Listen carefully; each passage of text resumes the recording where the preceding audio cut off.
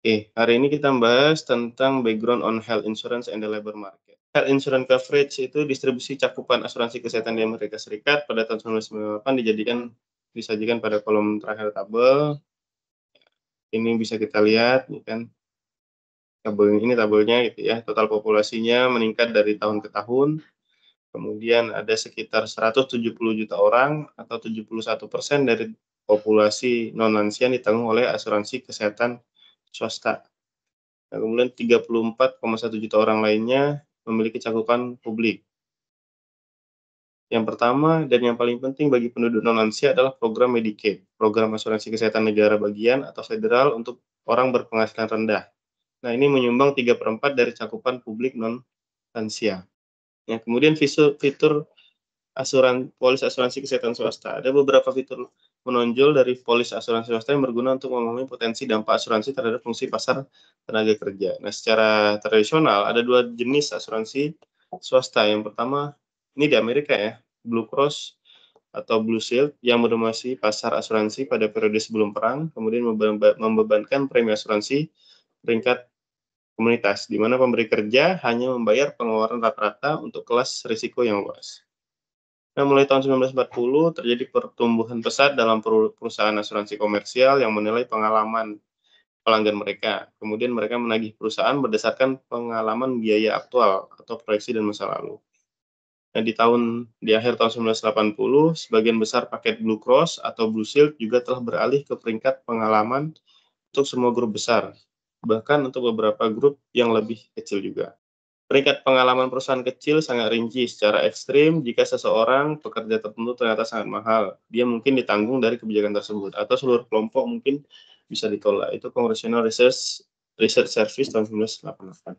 Dan pada tahun 1993, 19% dari semua perusahaan mengasuransikan diri dan 63% dari perusahaan yang lebih dari 500 karyawan juga ikut melakukannya.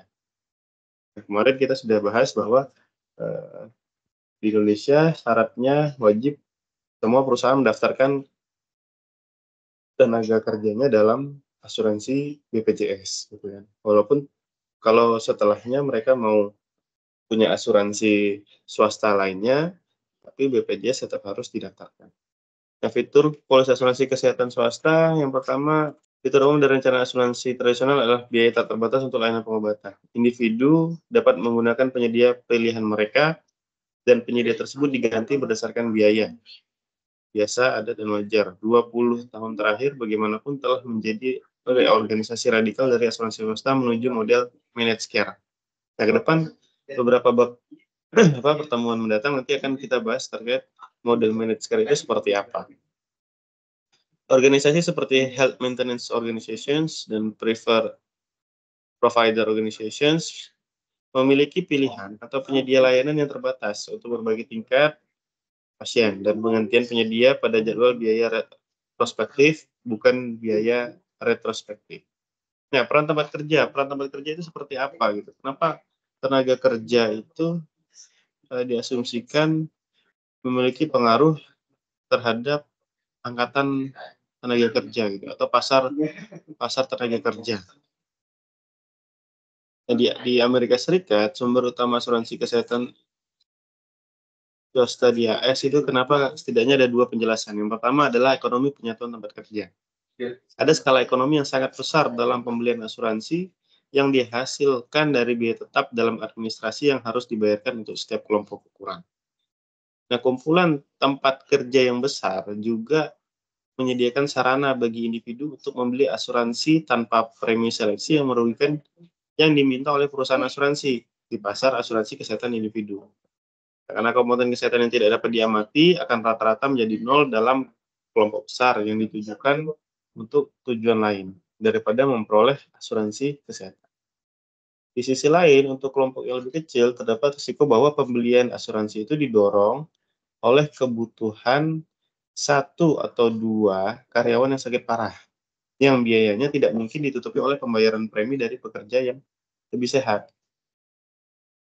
Seperti yang dilakukan oleh layanan riset Kongres, faktor pemuatan pada pembelian asuransi oleh kelompok yang paling kecil, perusahaan dengan kurang dari 5 karyawan, atau lebih dari 40% lebih tinggi daripada kelompok yang sangat besar, dan loading faktor untuk asuransi individu bakal lebih tinggi. Selain itu, Kotler 1994 melaporkan bahwa dispersi dalam premi asuransi kesehatan jauh lebih besar untuk perusahaan kecil daripada perusahaan besar, yang konsisten dengan masalah pemilihan yang merugikan yang lebih besar di pasar kelompok kecil. Pemilihan yang merugikan itu disebut dengan adverse selection ya, kemarin ya. Nah, jadi Anda ketika memiliki, eee, asuransi maka apa, setidaknya kesehatan Anda lebih terjamin gitu. Makanya ada orang yang tadi saya bilang di awal, ada orang pengen kerja yang memiliki gaji standar tidak masalah, tetapi dia memiliki benefit dari asuransi terkemuka di dunia misalnya. Ya entah itu, AXA, AIG, Manulife, Prudential, dan sebagainya. Nah, jadi mereka lebih memilih tempat kerja yang memberi asuransi-asuransi seperti itu, cover-nya besar dan sebagainya. Asuransi juga itu mempengaruhi pasar tenaga kerja gitu. Ada ada lowongan pekerjaan yang tidak memberikan asuransi, maka itu juga bisa tidak menarik bagi para pencari kerja. Nah, peran tempat kerja yang kedua adalah pengurangan pajak atas pembelian asuransi pemberi kerja. Jadi, kenapa pihak pemberi kerja itu mau membelikan asuransi? Karena ketika, pemberi kerja gitu ya, perusahaan memberikan asuransi untuk karyawannya, pajaknya akan dikurangi.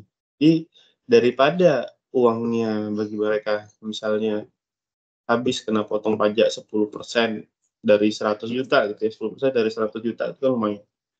Nah, tapi 100 juta dikurangi dulu dengan asuransi yang dibelikan untuk karyawannya, 20 juta, dan nah 80 jutanya baru dikali 10%. Setidaknya 20 jutanya sudah terlihat bermanfaat bagi karyawannya. Pembayaran pemberi kerja untuk asuransi tidak diperlakukan sebagai penghasilan kena pajak bagi karyawan. Tidak seperti upah yang dikenakan pajak oleh pajak OSD dan pajak penghasilan negara bagian dan federal. Ini di Amerika, tapi di Indonesia hampir sama polanya. Jadi, ketika kita ada asuransi, itu akan menjadi pengurang pajak kita juga. Pengurangan pajak ini merugikan pemerintah 60 miliar dalam bentuk pendapatan yang hilang pada tahun 1994. Nah, di Amerika, karena perusahaan itu lebih memilih membayar asuransi bagi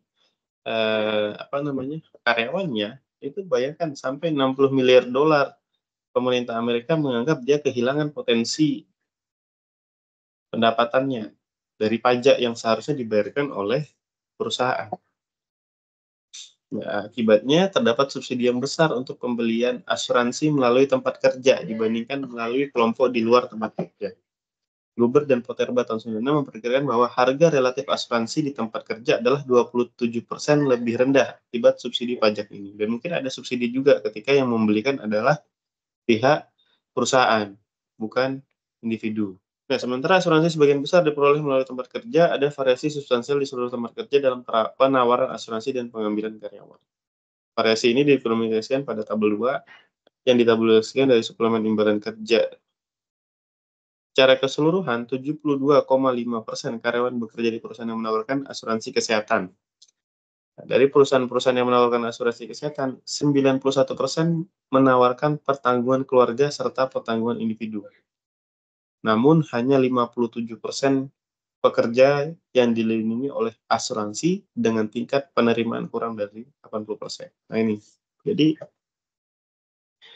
rata-rata gitu ya, para pekerja itu dia lebih memilih perusahaan yang memberikan asuransi kesehatan, baik bagi dirinya dan bagi keluarganya jika dia sudah menikah. Dan juga misalnya punya anak, anak ini tanggung berapa gitu. Kalau misalnya gajinya sama-sama 10 juta, tapi perusahaan asuransinya yang satu hanya BPJS, satunya 2 BPJS dan perusahaan asuransi multinasional. Pasti orang itu akan pindah dari perusahaan satu ke perusahaan yang dapat 2 asuransi tadi, walaupun gajinya sama 10 juta gitu. Karena dia akan memilih memilih, eee benefit yang lebih banyak.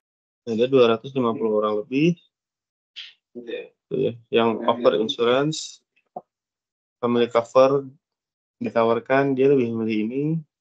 Kenapa tidak ada asuransinya? Karena dia tidak layak gitu, ineligible. Jadi ada 250 lebih yang dia menjawab tidak punya asuransi. Tapi kenapa? Karena dia tidak layak, bukan dia tidak mau gitu. Nah,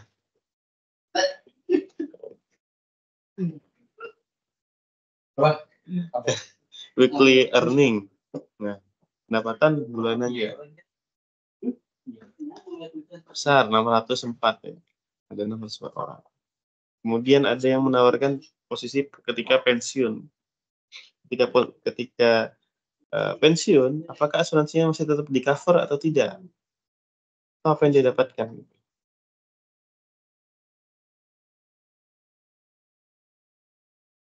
Ya, bagi perusahaan ya yang tidak menawarkan asuransi itu ini jauh lebih rendah nih angkanya nih 309, 0,4. Nah, sini lebih tinggi. Jadi orang lebih memilih perusahaan yang menawarkan asuransi kesehatan atau asuransi tenaga kerja juga. Besok teman-teman ketika bekerja yang perlu dilihat juga asuransinya, bukan hanya gaji. Itu ya, belum tentu gaji yang sedikit itu lebih buruk, tapi mungkin dia memiliki fasilitas asuransi yang lebih memadai.